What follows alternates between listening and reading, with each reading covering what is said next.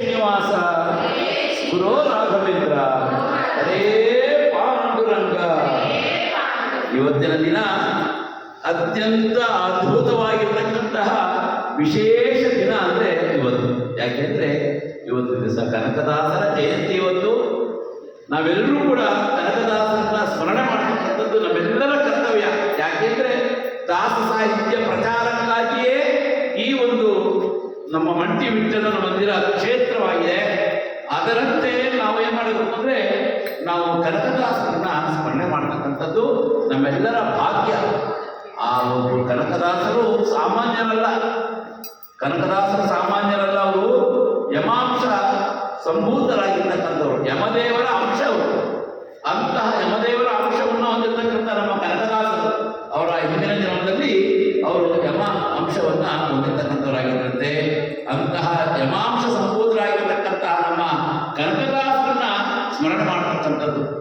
ಅವರಿಗೆ ಒಂದು ಶ್ಲೋಕ ಇದೆ, ಯಮಾಂಶಸ್ಯ ಪರಾಭಕ್ತಿಯ ಸುಪ್ರಸನ್ನೋ ಹರಿ ಸ್ವಯಂ ಯಸ್ಯ ಆಚಾರ್ಯೋ ವ್ಯಾಸರಾಜ ತಂ ಒಂದೇ ಕನಕಾಭಿನಂ ಅಂತೇಳಿ ಕನಕದಾಸರಿಗೆ ನಾವು ಶ್ಲೋಕವನ್ನು ಮಾಡಿ ಅವ್ರನ್ನ ಸ್ಮರಣೆ ಮಾಡಬೇಕು. ಇಂತಹ ಅಭೂತಪೂರ್ವವಾಗಿರ್ತಕ್ಕಂತಹ ಕನಕದಾಸರ ಜಯಂತಿ ದಿನ ನಾವೆಲ್ಲ ಸೇರಿರದೆ ನಮ್ಮ ಅಹೋಭಾಗ್ಯ, ಹಿಂದಿನ ಜನ್ಮದ ಒಂದು ಪುಣ್ಯದ ಫಲ ಇವತ್ತು ಸಲ ನಾವೆಲ್ಲ ಸೇರಿದ್ದೇವೆ. ಅಂತಹ ಕನಕದಾಸರು ಅವರೇನು ಸಾಮಾನ್ಯ ಅಲ್ಲ. ಹಿಂದೆ ಅವರು ದೊಡ್ಡ ಪಾಳೆಗಾರರಾಗಿದ್ದಂತೆ. ನಿಮಗೆಲ್ಲ ಗೊತ್ತಿರ್ಬೋದು, ಕನಕದಾಸರ ಫಿಲಂ ನೋಡಿದ್ರೆ ಗೊತ್ತಾಗುತ್ತೆ. ನಮ್ಮ ಡಾಕ್ಟರ್ ರಾಜ್ಕುಮಾರ್ ಅವರು ಅತ್ಯಂತ ಅದ್ಭುತವಾಗಿ ಒಂದು ತುಂಬಾ ಚೆನ್ನಾಗಿ ನಟನೆಯನ್ನ ಮಾಡಿ ಅದ್ಭುತವಾದ ಪ್ರದರ್ಶನವನ್ನು ಕೂಡ ನಾವೆಲ್ಲ ನೋಡಿದ್ದೇವೆ. ಕನಕದಾಸರ ಫಿಲಂ ನೋಡೋದು ಸಾಕು, ಆ ಕನಕದಾಸದ ಏನು ಅಂತೆಲ್ಲ ವಿಚಾರಗಳು ತಿಳಿಯುತ್ತೆ. ಅಲ್ಲಿ ಕೆಲವು ಕಡೆಗೆ ಸ್ವಲ್ಪ ಉತ್ಪ್ರೇಕ್ಷೆ ಮಾಡಿದ್ದಾರೆ ಅಷ್ಟೇ, ದೇವಸ್ಥಾನಗಳೊಳಗೆ ಸೇರಿಸಿದಂಗೆ ಅದೆಲ್ಲ ಮಾಡಿದ್ದಾರೆ. ಅದೆಲ್ಲ ನಡೆದಿರ್ತಕ್ಕಂಥ ಸ್ವಲ್ಪ ಜಾಸ್ತಿ ಮಾಡಬಹುದು, ಆದರೂ ನಡೆದಿರೋ ಪ್ರಸಂಗವೇ ಅವರು ಅದನ್ನು ತೋರಿಸಿದ್ದಾರೆ. ಕನಕದಾಸರಿಗೆ ನಾವು ಒಂದು ಸ್ಮರಣೆ ಮಾಡಬೇಕಾದ ಇವತ್ತು ದಿವಸ ನಾವು ನಿಜವಾಗ್ಲೂ ಅವರು ನಮಗೆ ಒಂದು ಮಾರ್ಗವನ್ನು ಹಾಕಿಕೊಟ್ರು. ಅದರಲ್ಲಿ ಈಶನಿನ್ನ ಚರಣ ಭಜನೆ ಆಶೆಯಿಂದ ಮಾಡುವೇನು ದೋಷರಾಶಿ ನಾಶ ಮಾಡೋ ಶ್ರೀಶ ಕೇಶವ ಅಂತೇಳಿ ಕೇಶವಾದಿ 24 ನಾಮಗಳಿಂದ ಕೂಡಿರತಕ್ಕಂತಹ ಒಂದು ಅಭೂತಪೂರ್ವವಾಗಿರ್ತಕ್ಕಂತಹ ಒಂದು ಪದ್ಯವನ್ನ ನಿತ್ಯ ಸ್ಮರಣೆ ಮಾಡಬೇಕು. ಈ ಶ್ಲೋಕವನ್ನ ಹೇಳೋದ್ರಿಂದ ನಮಗೆ ಯಾವ್ಯಾವ ಗುರುತು ಕೊರತೆಗಳಿರ್ತದೆ ಅದೆಲ್ಲ ಹೋಗುತ್ತೆ. ನಮ್ಮ ಜೀವನದಲ್ಲಿ ಉನ್ನತ ಸ್ಥಾನಕ್ಕೆ ಬರುವ ಹಾಗೆ ಅದೆಲ್ಲ ನಮ್ಮನ್ನ ಕನಕದಾಸರು ಕಾಪಾಡ್ತಾರೆ. ಸೊ ಆದ್ರಿಂದ ಕನಕದಾಸರು ಮಾಡತಕ್ಕಂಥ ಪದ್ಯವನ್ನ ಪ್ರತಿನಿತ್ಯ 24 ನಾಮಗಳಿಂದ ಕೂಡಿರತಕ್ಕಂಥದ್ದು. ವಿಷ್ಣುವಿನ 24 ನಾಮಗಳು ಕೇಶವ ಕೇಶವ ನಾರಾಯಣ ಮಾಧವ ಅಂದಿರಲಿಲ್ಲ. ಗೋವಿಂದ ವಿಷ್ಣು ತಿರುಪುರ ವಾಮನಾಯಮ ಶ್ರೀಧರಾಯಣ ಶ್ರೀಶಾಯನ ಪದ್ಮನಾಭಾಯಣ ದಾಮೋದರಾಯಣ ಸಂಕರ್ಷಣಾಯಣ ವಾಸುದೇವಾಯಣ ಬುದ್ಧಿನಾಯಣ ಅಮೃತಾಯಣ ಪುರುಷೋತ್ತಮಾಯಣ ಮಧೋಪಚಾಯಣ ನಾಥನಾಯಣ ಅಚ್ಯುತಾಯಣ ಜನಾರ್ದನಾಯಣ ಉಪೇಂದ್ರಾಯಣ ಹರೇವ ಶ್ರೀಕೃಷ್ಣಾಯ ನಮಃ ಹೇಳಿ 24 ನಾಮಗಳಿಂದ ಕೂಡಿರತಕ್ಕಂಥ ವಿಷ್ಣುವಿನ ರೂಪವನ್ನು ಹೊಂದಿರತಕ್ಕಂತಹ ಒಂದು ಅಭೂತಪೂರ್ವವಾಗಿದ್ದ ಪದ್ಯವನ್ನು ನಮಗೆ ಕನಕದಾಸರು ಕೊಟ್ಟಿದ್ದಾರೆ. ಇಂತಹ ಒಂದು ಕನಕ ಜಯಂತಿ ದಿನ ಒಂದು ಸ್ಮರಣೆ ಮಾಡಬೇಕು. ಆ ಕನಕ ಜಯಂತಿ ದಿನ ವಿಶೇಷವಾಗಿ ಕಾಯಿಗಂಜಿ ಅಂತ ಮಾಡ್ತಾರೆ. ಇವತ್ತು ದಿವಸ ಕಾಯಿಯ ಗಂಜಿಯಿಂದ ಮಾಡತಕ್ಕಂಥ ಕಾಯಿಯಿಂದ ಮಾಡತಕ್ಕಂಥ ಕಾಯಿಗಂಜಿ ಅಂತೇಳಿ. ಈ ಕಾಯಿಗಂಜಿ ಇವತ್ತಿನ ವಿಶೇಷ. ಇವತ್ತು ಬೆಳಗ್ಗೆ ಹೇಳ್ಬಿಟ್ಟು ಆ ಪ್ರಸಾದ ಮಾಡಿಸೋಣ, ಈಗ ಹೋಗಿ ಹೇಳ್ಬಿಡು ಗೊತ್ತಾಯ್ತಾ ಕಾಯಿಗಂಜಿ ಮಾಡ್ಬೇಕಂತ ಇವತ್ತು ಅಂತ. ಯಾಕೆ ಕಾಯಿಗಂಜಿ ಕನಕದಾಸರು ತುಂಬ ಇಷ್ಟ ಆಯಿತು ಅಂದರೆ ವ್ಯಾಸರಾಜರ ಕಾಲದಲ್ಲಿ ಒಂದು ಸನ್ನಿವೇಶ ಆಯಿತು. ವ್ಯಾಸರಾಜರು ಪೂಜೆ ನಡೀತಾ ಇತ್ತು, ದೊಡ್ಡ ಒಂದು ಸಂಸ್ಥಾನದ ಪೂಜೆ ಇತ್ತು. ಸಂಸ್ಥಾನದ ಪೂಜೆ ನಡೀತಾ ಇತ್ತು. ಕನಕದಾಸರು ಆ ಭಾಗವತ ನಿಂತಿದ್ರು. ಅವಾಗ ಕನಕದಾಸರನ್ನ ಒಳಗಡೆ ಬಿಡಲಿಲ್ಲ. ಅಂದ್ರೆ ನೀ ಅಲ್ಲೇ ಇರಪ್ಪ, ಒಳಗಡೆಗೆ ಬಡಿ ಪೂಜೆ ನಡೀತಾ ಇದೆ. ನಿಜವಾಗ್ಲೂ ವ್ಯಾಸರಾಜರಿಗೆ ಕನಕದಾಸರಿಗೆ ಅತ್ಯಂತ ಪ್ರೀತಿ. ಆದರೆ ಕನಕದಾಸರಿಗೂ ವ್ಯಾಸರಾಜರ ಮಧ್ಯೆ ಇರ್ತದೆ ಮಧ್ಯವರ್ತಿಗಳು, ಅವ್ರಿಗೆ ಸ್ವಲ್ಪ ಅಸಮಾಧಾನ.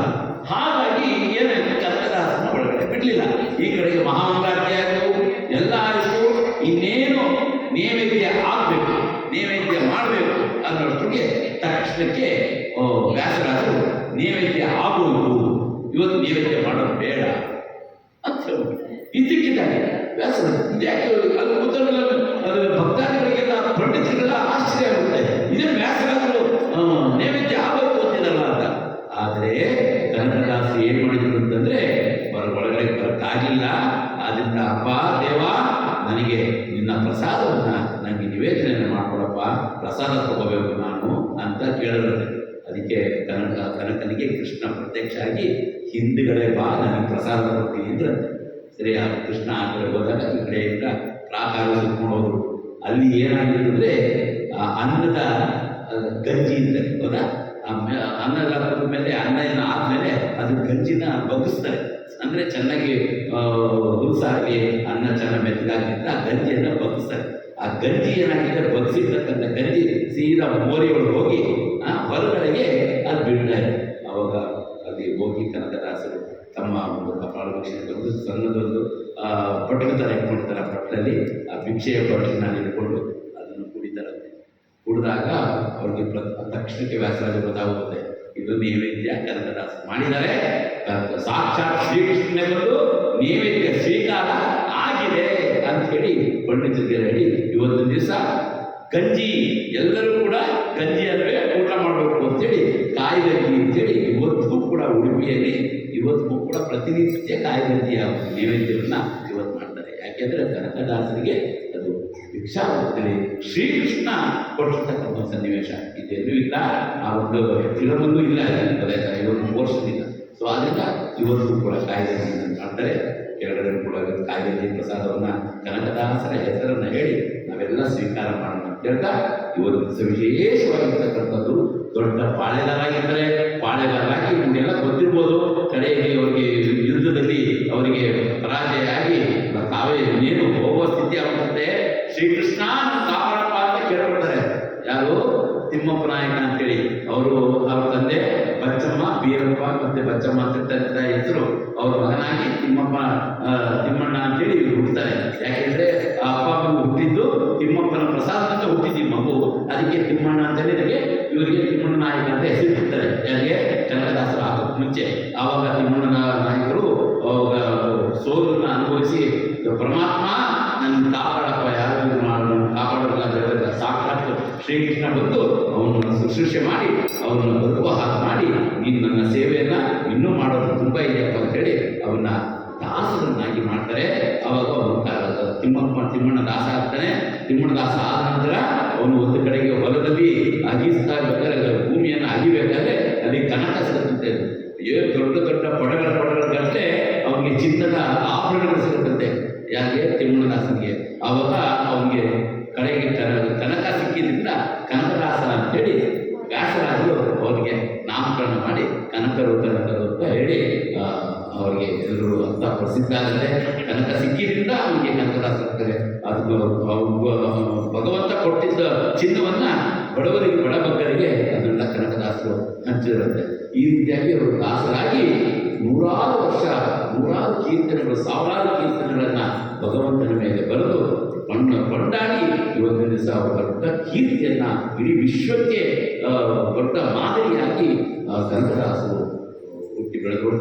ನೋಡೋದಕ್ಕೆ ಅವರ ಕುರುಬ ಜನಾಂಗದವರು ಆದರೂ ಕೂಡ ವ್ಯಾಸರಾಜರು ಆಮಂತ್ರಿಸ್ಕೊಂಡ್ರು, ಬನ್ನಿ ನೀವು ನಮ್ಮ ವ್ಯಾಸರಾಜರು ತುಂಬ ಹೃದಯದಿಂದ ಕನಕರನ್ನು ತುಂಬ ಕೊಂಡಾಡ್ತಾ ಇದ್ದಾರೆ.